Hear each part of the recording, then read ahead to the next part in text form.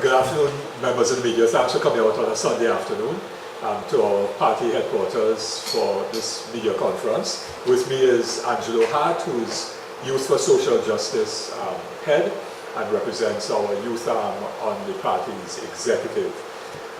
Today, we primarily invited the media so that we could give a response to this whole issue of the UNC's National Assembly last week, Sunday, and the statements made by the leader of that party with respect to unity and so on and so on. But before I deal with that, I just wanted to address one item that came up in one of the newspapers, unfortunately not represented here today. Thanks to the Cardinal newspaper always covering our media conferences. And that is the situation of steel bands and the challenges that unsponsored steel bands are having with respect to preparations for panorama competitions, which competitions have already started for the single pan bands, which were judged in the pan yards about a week ago, and then other pans, steel, medium and small and large, will be judged over this coming week. The challenge is that the majority of the steel bands in this country are not sponsored. With the closure of Petrotrain, a number of bands have also been affected because Petrotrain directly sponsored a number of significant steel bands, Tobago, Trinidad, South, North Trinidad, and also would have given additional financial support to other bands where they may not have been the title sponsor, but which bands depended significantly upon the contributions from Petrotrain. So that has been excised. I think some 15 bands, according to the newspaper reports, have been affected by that. Now, the newspaper report also says that only 15% of the almost 150 bands in the country are actually sponsored, have some significant level of sponsorship. In this situation, the country is making a fundamental error, both at the level of government and corporate support, by reducing support and sponsorship for steel bands at this time. What we have to recognize is that the steel bands are located in communities. And I heard Shaka Hislop, former Trinidad and Tobago national footballer, goalkeeper, now major international football commentator, giving an address to a body here in Trinidad and Tobago about a week ago, and he was also interviewed on one of the sports programs a few days ago. And Shaka Hislop made a very important point about the football clubs and the Pro League having moved away from community support and community base and depending on sponsorship. Because what happened, what Shaka was making the point, that it is a strong community involvement that then can help to generate sponsorship and so on. Now, in that same way, when steel bands are going to be affected, and a lot of the steel bands, the small and medium-sized steel bands, are located in urban communities, particularly, but also in rural communities, where there may be high levels of youth alienation, a certain number of gangs and violence and so on, where young people feel disenchanted and don't feel part of the society of Trinidad and Tobago, are unemployed, don't see any hope for them in the future and so on. The steel band and activities like steel bands and other community-based activities, sport and so on, are vital to helping to anchor our young people and therefore helping to strengthen communities and therefore being a countervailing factor to the attraction of things like gangs and violence and so on. So we need to take a completely different look as a country, and certainly MSJ government would support steel bands fundamentally as community activities to ensure that our young people have avenues for learning, for discipline, for expression of themselves as musicians, as artists and so on, be able to move from one level to another level of professional musicians and earning an income, etc., etc. The steel bands themselves becoming centers of economic activity in the communities through cooperatives and the like.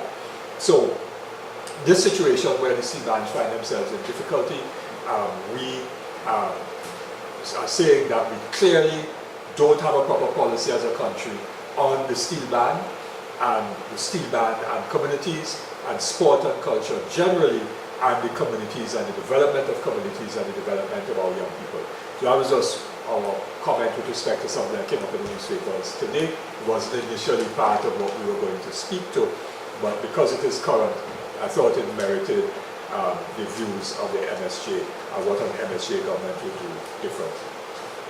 All right, specifically now to the issue of the announcement that was made last week Sunday in the UNC's National Assembly. Of course, that's the UNC's internal business. We are not seeking to influence in any way or be involved in the UNC's internal business, as we don't expect them to attempt to be involved in our business. But suffice it to say two things. One is that our departure from the partnership in 2012 very clearly means that we would not have been in any discussion with the UNC about unity at all. So it is not a disappointment or anything like that to us to hear what Mrs. Prasad-Bissessar says, because that was not in our realm of thinking whatsoever. So I wanted to make that very, very clear. And when she talked about some people trying to, there was somebody who posted up something on social media about some people trying to get back unity with the UNC, to get back traction to their government, rule the MSJ out of that. We will not be considering that whatsoever. So that's the first point. The second point is that what the country now faces, the reality, is the same option that they had in 2015. That is Rowley and the PNM, Dr. Rowley and the PNM, standing alone, fighting alone, losing alone, winning alone. And now we have Mrs. Prasad-Bissessar and the UNC standing alone, fighting alone, winning alone, or losing alone. And we know precisely what the experience of Mrs. Prasad-Bissessar was between 2010 and 2015. It was failed leadership. Failed leadership, failure to manage the resources of the country wisely, significant corruption in that government, no change in governance because there was no fundamental change in the constitution or the governance arrangements whatsoever, and so on. And therefore, we know that experience of those 5 years, while there were high expectations in 2010, those expectations were dashed, and therefore we cannot expect anything different from that. People then had expectations of Dr. Rowley and the PNM in September of 2015, but we have now had 3.5 years of Dr. Rowley and the PNM, so we know what that has generated. Again, we have had failure of leadership, no change in governance and so on, no significant attempt to reform the constitution or the governance arrangements. We have local government reform that has been promised from day one. We are yet to see any legislation with respect to local government reform going forward.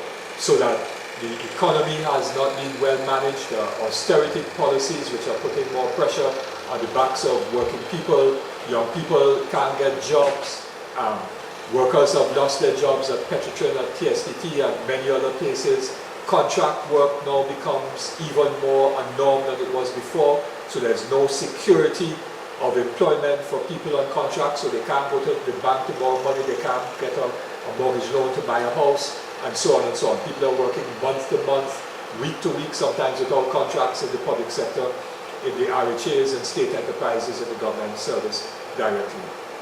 So we know that Rowley and the PNM have brought austerity on the backs of working people and the poor. Communities are suffering from lack of resources, and there's no significant project or projects to diversify the economy or to generate growth and therefore give people hope in Trinidad and Tobago.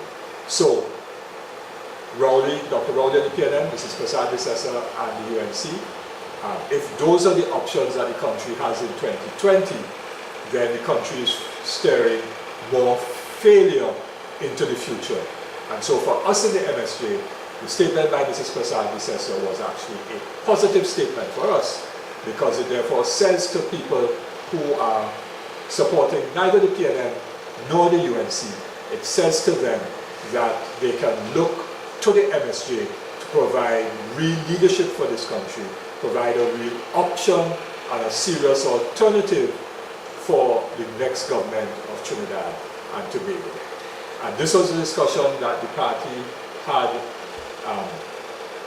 2 Thursdays ago, when we had a major planning exercise for our leaders and activists, our first and second rank bodies of the party, the Activist Council, and we identified a whole program of activity which will be starting on Saturday coming with stage 3 of our motorcade. You recall that in December we had stage 1 and stage 2. Stage 1 left Point Fortin and we went through Buenos Aires, and coming up to San Fernando, then we went to Gasparillo and Marabella. We came back to ended in San Fernando. Stage 2 started a couple of days afterwards here in San Fernando, and then we basically went up the highway and then we went onto the main road from Couva, and we went all along the southern main road all the way up to Caroni, went through Caroni's, St. Helena, through the back of Piarco there, and then got up to Arima, and then from Arima down the eastern main road into Port of Spain. That was stage 2. Stage 3, and we've already written to the Commissioner of Police, and we expect that just as we had the okay for the first 2 stages, we will get the okay for the 3rd stage. Stage 3 will be this Saturday, starting at San Fernando, OB2 Paramount Building at 9 a.m. And this time we'll be going east along the Naparima Mayaro Road, Princess Town, Rio Claro, ending up in Mayaro, and then from Mayaro along the Manzanilla Road, straight up to Manzanilla, and then the eastern main road into Sandy Grande, and we'll be ending in Sandy Grande.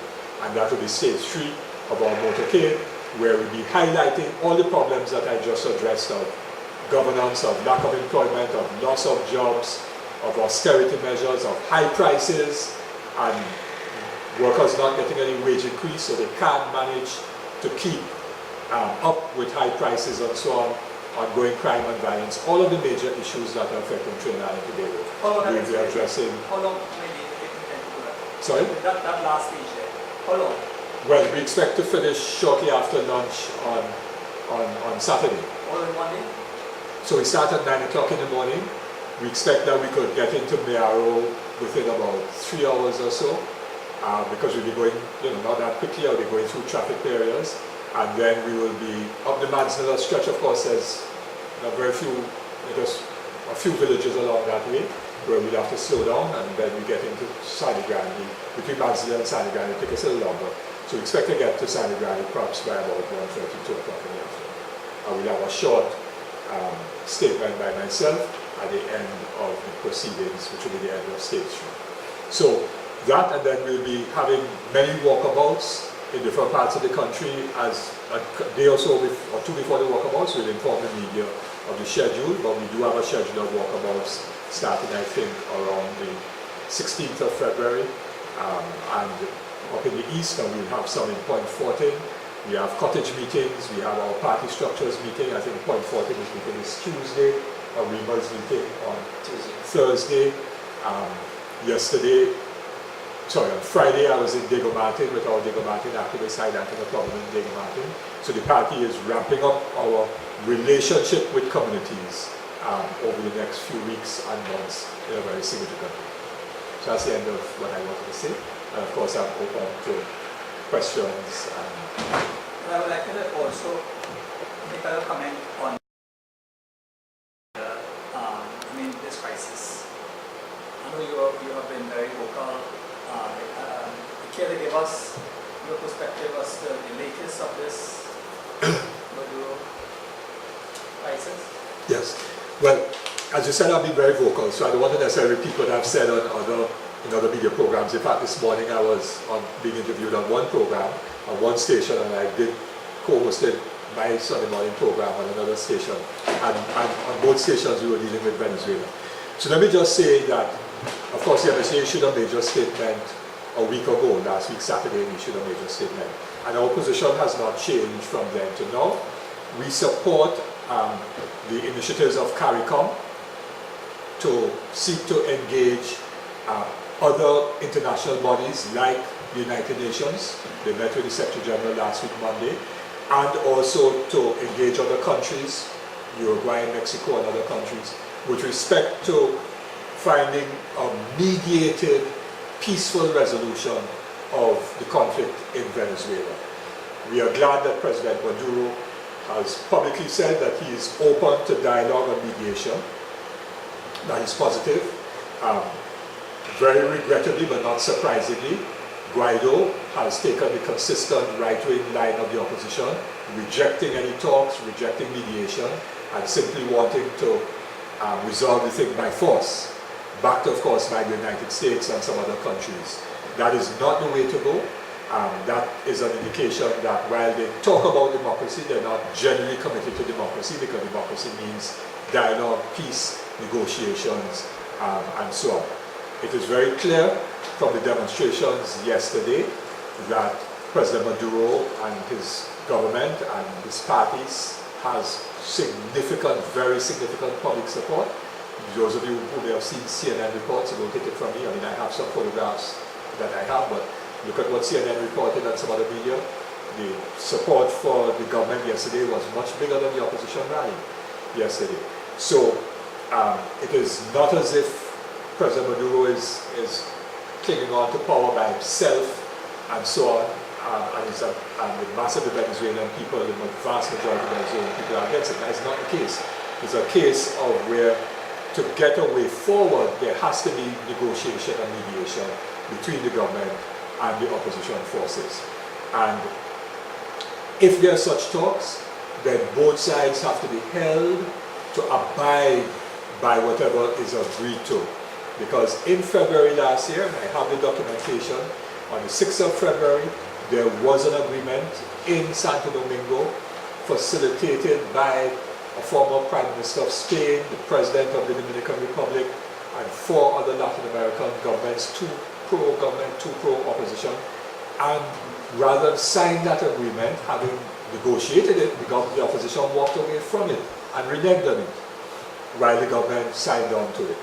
And I have the letter from the former Prime Minister of Spain, Jose Luis Rodriguez Zapatero, where he wrote on the 7th of February last year to the opposition, appealing to them to sign the document which they themselves had agreed to, which took months and months and months of difficult negotiations. So the US, however, and its position is giving the opposition that strength to not engage in peaceful discussion.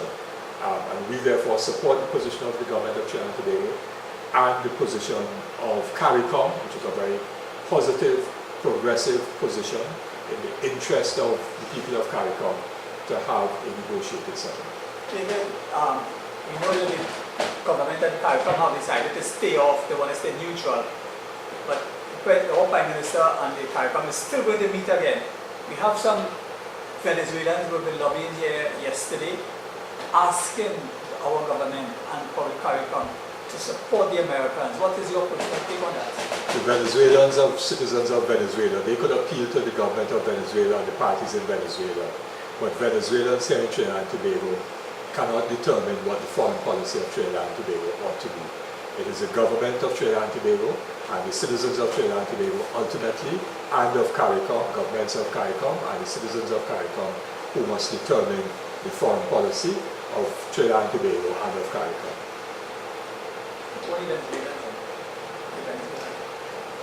Yes, that is, Venezuela cannot determine what our foreign policy should be. That is for the government of Trinidad and Tobago as a sovereign country to determine what our foreign policy should be. Yeah? Yes, Sasha. That is our intention, yes. That is our intention. And we have started discussions around candidate selection and so on as well. That will have to emerge a little later before that emerges. But we are beginning to look at candidates and potential candidates in a number of constituencies to start off with, and that will develop as time goes on. Anything else? That's good. You have enough for your all right, I'm off. So, all the way and do all this here. This here. local. Yeah,